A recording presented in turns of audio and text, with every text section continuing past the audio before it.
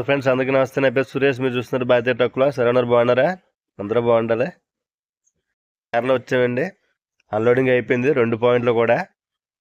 మధ్యాహ్నం 1 గంటకు ఒక పాయింట్ అయింది. తర్వాత 2వ పాయింట్ కూడా అయిపోయింది.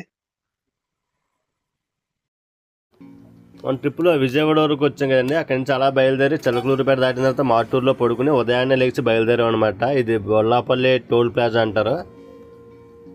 బొల్లాపల్లి టోల్ ప్లాజా అంటే విజయవాడ నుంచి సుమారు ఒక 120 కిలోమీటర్లు ఎంత వచ్చాం అనమాట. ఇంకా అలా బయలుదేరదాం కేరళకి. ఇప్పుడు వచ్చేసి సమయం ఉదయం 7-8 అవుతుంది, 7:30 ఎంత అవుతుంది అనుకుంటా. అది దాటిన తర్వాత అలాగా మేదరమెట్లు అంటారనమాట. మేదరమెట్లు యువతల ఇలాగ పెద్దగా రోడ్డు పెద్దగా ఉంటుంది అనమాట. ఇదేంటంటే ఎమర్జెన్సీ ఫ్లైట్ ల్యాండింగ్ కోసం పెట్టారనమాట. ఏరోప్లేన్ ల్యాండింగ్ ఎమర్జెన్సీగా చేయడం కోసం ఇక్కడ స్ట్రైట్ రోడ్లో కట్టారనమాట. చూసారు కదా ఎంత పెద్దగా ఉందో రోడ్డు. మొత్తం సిమెంట్ రోడ్డే. మధ్యలో డివైడర్లు కూడా తాత్కాలికంగా పెట్టినాయి అనమాట. అవసరమైతే తీసేస్తారు, అయ్యి పర్మనెంట్ కాదు. రోడ్డు పెద్దగా ఉంటుంది, స్ట్రైట్ రోడ్డు. ఇటు అటు కూడా ఇల్లులు ఏమి ఉండవు ఇక్కడ, ఓన్లీ పొలాలు మాత్రం ఉంటాయి. ఎలాంటి ప్లేస్ సెలెక్ట్ చేసుకుని కట్టారనమాట. ఇలాగే ఇక్కడ ఉంటుంది. మళ్ళీ కలకత్తా యువతల కరగపూర్ దగ్గర ఉంటుంది సేమ్ ఇలాగే. కరగపూర్కి ఒక 10 కిలోమీటర్ల ముందు ఉంటుంది అనమాట. ఇంత రోడ్డు ఇటు అటు అక్కడ కూడా ఏమి ఉండవు, పొలాలే ఉంటాయన్నమాట. చూసారు కదా, ఇదేదో సిగ్నల్స్ అనమాట. ఈ పెద్ద పెద్ద తెల్ల గీతలు ఇవన్నీ ఏరోప్లేన్ ల్యాండింగ్ అవ్వడానికి సిగ్నల్స్ అనమాట. అప్పుడు అవసరమైనప్పుడు డివైడర్ తీసేస్తారు. మొత్తం డివైడర్ల మధ్యలో ఉన్నాయి అన్నీ తీసేస్తారు అన్నమాట. తాత్కాలికంగా పెట్టినాయి అంతే మాట.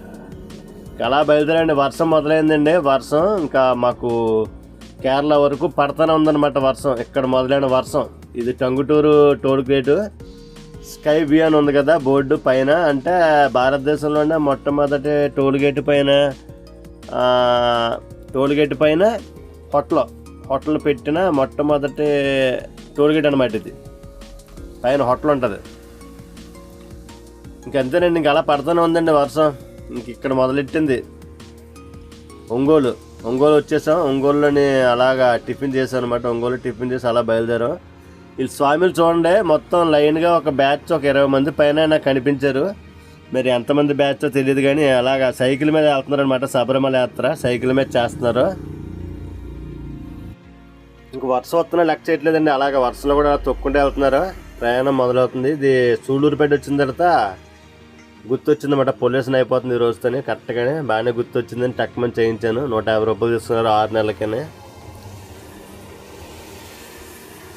అలా సూళ్ళూరుపేట వస్తాం అనమాట ఇంచుమించుగానే. ఇంకా ఆంధ్రాకి లాస్ట్ టోల్ గేట్ అయిపోయింది ఇక్కడతోనే. 6 నెలలకి చేయించేసాం. ఎందుకు రిస్క్, 150 రూపాయలు మంది కాదనుకుంటే మళ్ళీ కుదరదు. మళ్ళీ మనం మర్చిపోతాం. అసలే లెక్కే గుర్తొచ్చిందనమాట.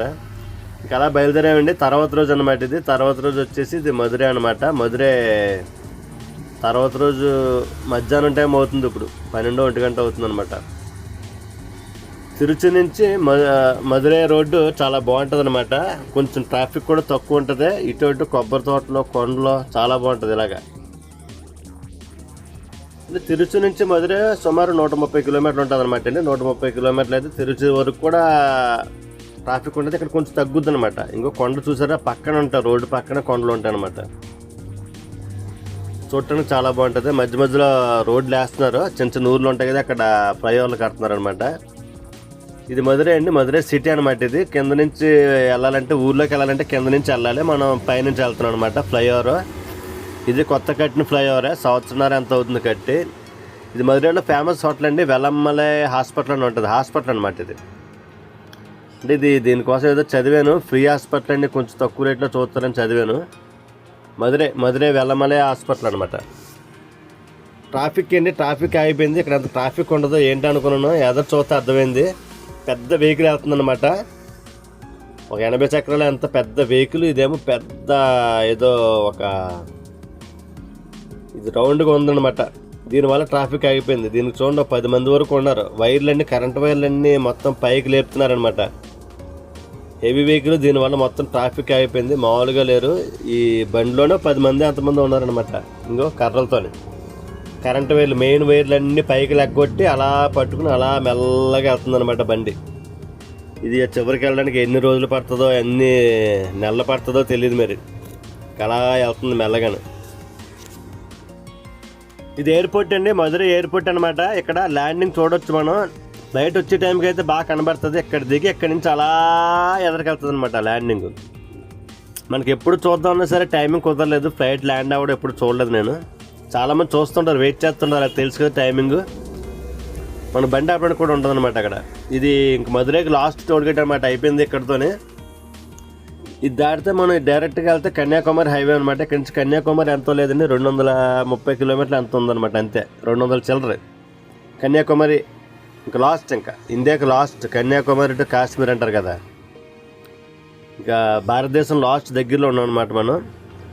ఇప్పుడు మనం రాజపాలెం వెళ్ళాలి. రాజపాలెం, శ్రీవిల్లిపుత్తూరు, రాజపాలెం ఇలాగా సంగొట్టే బార్డర్కి వెళ్ళాలన్నమాట. డైరెక్ట్గా వెళ్ళిపోతే కన్యాకుమారి హైవేకి వెళ్ళిపోతాం. మన కింద సర్వీస్ రోడ్లో చూస్తున్నారు కదా, ఇలా కింద దిగి సర్వీస్ రోడ్లో దిగి రైట్కి తిరగాలన్నమాట. రైట్కి తిరిగితే మనకి ఇంకా సింగిల్ రోడ్ ఇక్కడ నుంచి సుమారు 300 కిలోమీటర్లు ఉంటుందండి. 300 కిలోమీటర్లు కూడా మనకి 12-13 గంటల పైన పడుతుంది అనమాట. అంటే రోడ్లు వేస్తారనమాట. సుమారు రాజపాలెం వరకు 75 కిలోమీటర్లు ఎంత ఉంటుంది అనమాట. ఇక్కడ నుంచి రోడ్లు వేస్తున్నారు. రోడ్లు వేయడం వల్ల చాలా టైం పడుతుంది అనమాట. ఇది రోడ్డు పూర్తయింది, మధ్యలో ఇది రాజపాలెం వచ్చేసాం అనమాట అండి. సుమారు 2:30 గంటలు ఎంత పట్టింది, 5:05 అయిందనమాట. ఇంక ఈ టైంకి దాటాలని చెప్పి లెక్కగా వచ్చాం, అలాగే దాటేస్తున్నాం. ఊర్లో అనమాట, ఇది రాజపాలెం ఊర్లోంచి ఇచ్చారు దారి. చూసారు కదా, చిన్నగా ఉంటుంది. ట్రాఫిక్ ఉండి కొలిది పెరిగిపోద్ది. చీకటి అయితే ఇంకా కనబడదు అనమాట, కొన్ని లైటింగ్ తక్కువ ఉంటుంది. అందుకని చీకటి పడేలోగా ఊరు దాటేద్దని చెప్పి వచ్చేసాం. ఇది రాజపాలెం అనమాట అండి. రాజపాలెం ఈ రోడ్లో శ్రీవిల్లిపుత్తూరు, తర్వాత రాజపాలెం, ఇంకా అలాగా టెంకాసి వరకు ఇలాగ ఉంటుంది అనమాట రోడ్డు మొత్తం. ఇంకా కేరళ మనం వెళ్ళే పాయింట్ వరకు కూడా ఇలా సింగిల్ రోడ్డే. తర్వాత రోజు ఉదయం వస్తానండి, నైట్కి వచ్చి పడుకుని ఉదయానికల్లా వీళ్ళు 9ంటికి కానీ రారనమాట. అందుకని నేను ఒక 7-7:30 కల్లా వచ్చేసాను షాప్కి. వీళ్ళు 9ంటికి వచ్చారనమాట. 9:30కి వచ్చారు, స్టార్ట్ చేశారు మెల్లగానే. ఇలా దింపేస్తారనమాట వీళ్ళే. ఇక్కడ అందరూ ఎర్ర చొక్కాలు వేసుకుని ఉంటారు, ఎర్ర చొక్కాలు కానీ నీలం చొక్కాలు కానీ వేసుకుని ఉంటారు. ఐఎన్టీసీ, టీఎన్టీసీ ఇంకెలాగా ఇవన్నీ ఏదో ఒక యూనియన్లోనే ఉంటారనమాట మొత్తం అందరూ. ఇదేనండి Big Bazaar Kollam. Big Bazaar Kollam అని ఉంది కదా. Taufeeq traders, general merchants and commission agents ఇదే అనమాట అండి. దింపుతున్నారు. వీళ్ళకి 26 టన్నులు అండి, 26 టన్నులు. ఈ పెద్ద బ్యాగులు ఏమో 200 బస్తాలు, మిగిలినేమో 260 బస్తాలు. మొత్తం 520 బస్తాలు అనుకుంటా. 520 బస్తాలు ఇక్కడ దిగుతాయి. ఇంకొక 200 బస్తాలు, 10 టన్నులు మాత్రం వేరే షాప్ అనమాట అండి. అది వేరే ఊరు వెళ్ళాడు, 10 కిలోమీటర్లు వెళ్ళాలి, చావరా అని. ఇది లక్కీగా ఇరుకు రోడ్లు లేదు. కొల్లం మార్కెట్ అంటే ఎదరు ఇరుగ్గా ఉంటుంది, కానీ లక్కీగా మనకి పెద్ద రోడ్లో ఉందన్నమాట షాపు. ఏదో కొంచెం చిన్న లాస్లో కొంచెం అదృష్టం అంతే.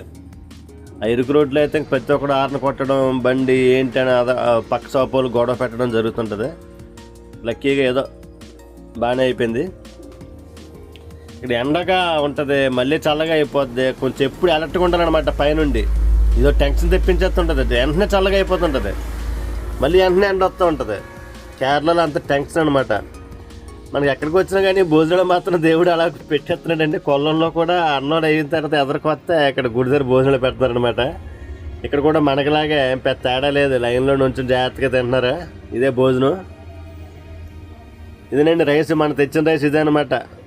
ఏంటది ఈ రైస్, బాయిల్ రైస్, సాంబార్, ఒక పచ్చడి, 2 పచ్చళ్ళు, ఒక కూర. పర్లేదు. రైస్ ఒకటే కొంచెం మనకి కష్టంగా ఉంటుంది అన్నమాట, లావుగా ఉంటుంది. మనం తినడం కొంచెం కష్టంగా ఉంటుంది. చూసారు కదా, ఇది తినేస్తే కూరలు అన్నీ మామూలుగానే ఉంటాయి, మరీ అంత బ్యాడ్ ఏం కాదు, బాగానే ఉంటాయి. ఇదే గుడి, ఇక్కడ తినేసాం అనమాట. స్వామి భోజనాలు మనకి ఎక్కడికి వచ్చినా అలా ఇప్పిస్తున్నారు ఆయన. కాకపోతే కొబ్బరి నూనెతో వండుతారు, కొంచెం జాగ్రత్తగా తినాలి అంతే. ఆ దృష్టి పెట్టుకోకుండా తినేయాలి. 2వ పాయింట్కి వచ్చేసామండి. ఇది చావర వచ్చేసాం అనమాట. మధ్యాహ్నం 2:30 కల్లా వచ్చేసాను. 3:30-4ంటికి వచ్చారు వాళ్ళు. ఇక్కడ అన్లోడ్ అయ్యేలోగా లాస్ట్లో ఇంకా చక్కగా స్నానం చేసుకుని పూజ చేసుకుని అన్ని పనులు పూర్తి అయిపోయినాయి ఇక్కడ. ఇదేనమాట. నువ్వు చూసారా ఎలా ఉందా?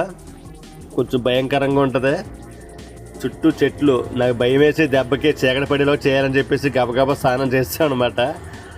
ఏమో ఏ చెట్లోంచి పచ్చదనం చూస్తే మనకు ఆనందంగానే ఉంటుంది, కానీ అక్కడ మధ్యలో ఉండాలంటే కొంచెం టెన్షన్గా ఉంటుంది అనమాట.